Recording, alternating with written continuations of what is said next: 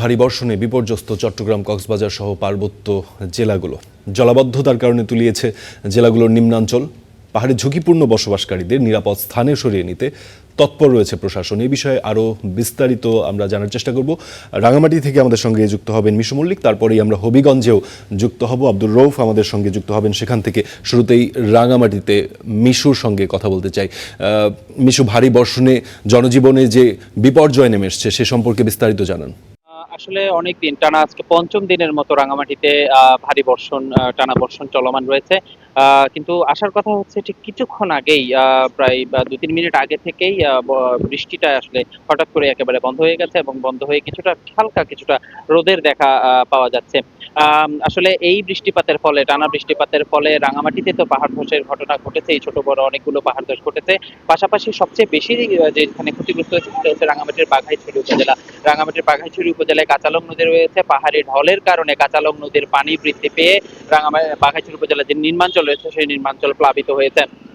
এবং রাঙামাটিতে এখনো পর্যন্ত জেলা প্রশাসনের তথ্য মতে ছোট বড় প্রায় 97টি পাহাড় ধসের ঘটনা ঘটেছে।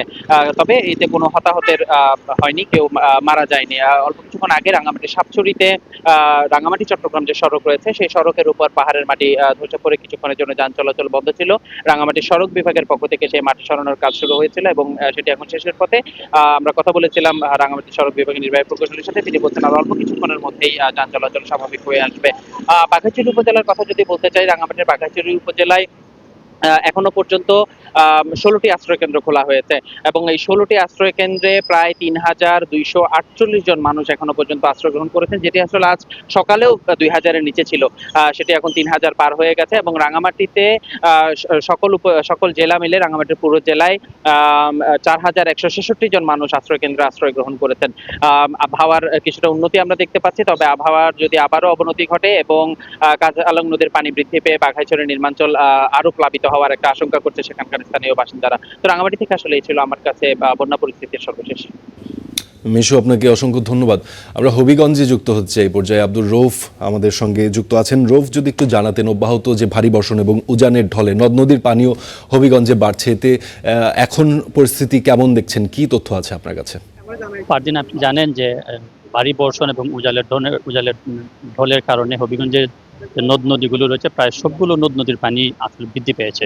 বিশেষ করে খোয়াই, কুশিয়ারা, খানলি এবং সুতাং নদীর পানি বৃদ্ধি পেয়েছে। খোয়াই নদীর চুনাঘাটের বাল্লা সীমান্তে প্রায় 220 সেন্টিমিটার, বিপদসীমা 220 সেন্টিমিটার উপর দিয়ে প্রবাহিত হচ্ছে। আমি এখন আছি হবিগঞ্জ শহরের বাদু এলাকায়। এখানে আপনি দেখতে পাচ্ছেন যে এই পানি উন্নয়ন বোর্ডের সদস্যরা এবং স্থানীয় মানুষ যারা আছেন তারা এই খোয়াই নদীর বাঁধের উপর কার্পেটিং দিচ্ছেন, পলি ব্যাগ ফালানোর চেষ্টা করছেন। এদিকে খুব ঝুঁকিপূর্ণ অবস্থা। এখানে আমি স্থানীয় যাদের সাথে কথা বলেছি তারা বলছেন যে রাত থেকে তারা নির্ঘুম রাত কাটাচ্ছেন, কখন জানি এদিকে খুব ঝুঁকিপূর্ণ অবস্থায় যে কোনো সময় ভেঙে যেতে পারে। তো এই অবস্থায় তারা বলছেন যে যদি পানি উন্নয়ন বোর্ড কর্তৃপক্ষ শুকনো মৌসুমে এই খোয়াই নদীর বাধা হইতো তাহলে হয়তো এখন তাদের নির্ঘুম রাত কাটাতে হতো না, তাদের নিরাপদে কিছুটা থাকতে পারতো। আপনি দেখতে পাচ্ছেন যে এখন মানুষ এই দিকে বাঁশ ফেলে এবং কার্পেটিং দিয়ে রাস্তা খোয়াই নদীর কোনো রকম চেষ্টা করছেন। তো পানি উন্নয়ন বোর্ড কর্তৃপক্ষের সাথে আমি কথা বলছি, তার যেমনটি বলছেন যে হবিগঞ্জের খোয়াই নদীর সহ সবগুলো নদীর পানি বৃদ্ধি পেয়েছে এবং তারা চেষ্টা করছেন যে সব যে এলাকায় ঝুঁকিপূর্ণ রয়েছে সেই ঝুঁকিপূর্ণ এলাকায় কার্পেটিং এবং পলি ব্যাগ দিয়ে তারা ঝুঁকিপূর্ণ রক্ষা করার জন্য। পারদিন। জি রৌফ, আপনাকে ধন্যবাদ আমাদের সঙ্গে যুক্ত হয়ে এই তথ্যগুলো আমাদের জানানোর জন্য। চট্টগ্রামে যেটি হয়েছে, পাহাড়ি ঢলে ডুবে গেছে চট্টগ্রামের চন্দনাইশ এবং সাতকানি এলাকার বেশ কিছু এলাকা ও মহাসড়ক। সেখানে এই মুহূর্তে অবস্থান করছেন আমাদের সহকর্মী নিবিড় সাহা।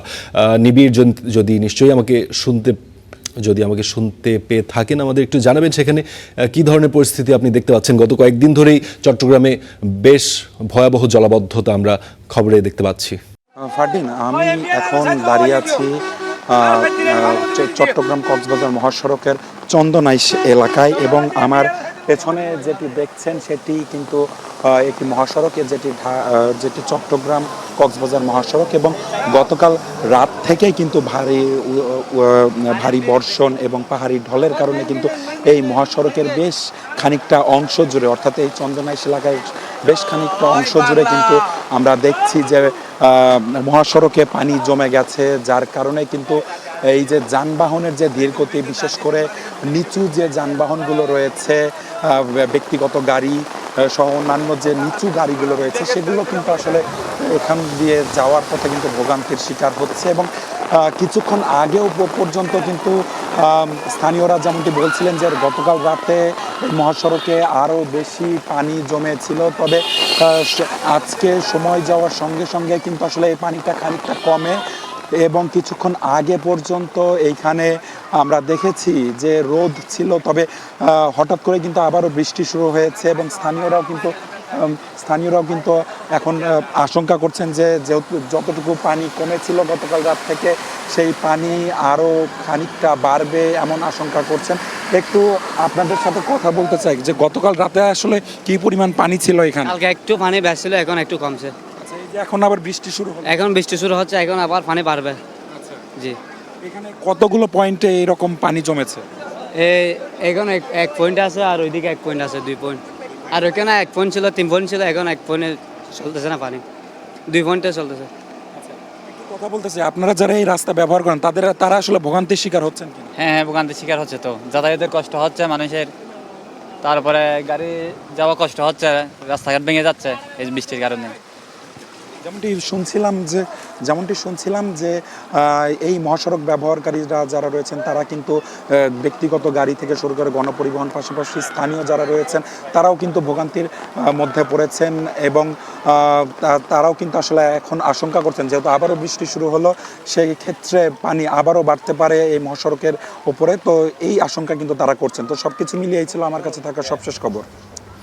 জি নিবিড়, আপনাকে ধন্যবাদ। আপনি যেমন জানাচ্ছিলেন আমরা দেখছিলামও এই দুর্যোগের ফলে যে ভোগান্তির চিত্র।